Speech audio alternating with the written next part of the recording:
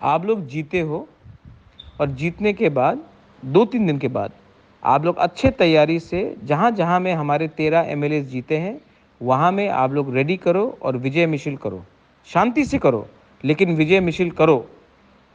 75 साल के बाद पहले बार एक रीजनल पार्टी को 13 सीट मिला है और असेंबली में सेकेंड लार्जेस्ट पार्टी बन के बैठा है। ये गर्व का बात है। इसमें आप अपने आप के अंदर आपको प्राउड फील करना चाहिए।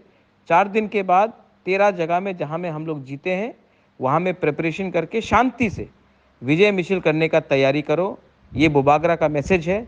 हम लोग आने वाले दिन में और आगे और ज़ोर से दम से हम लोग अपना बुकुंग बारा के लिए तिपरासा के लिए फाइट करेंगे।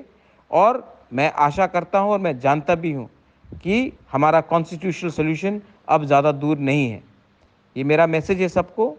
4 दिन के बाद शांति से हर इलाके में जहाँ में हम लोग का जीत हुआ है अच्छे तरीके से बैंड बाजा के साथ आप लोग विजय मिছিল करो।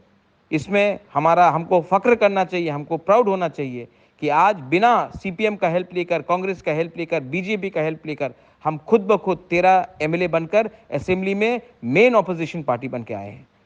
फ़ख्र करो अपने ऊपर विश्वास करो और आगे बढ़ो। दिस इज़ बुबागरा, my message to all of you. हम बाय।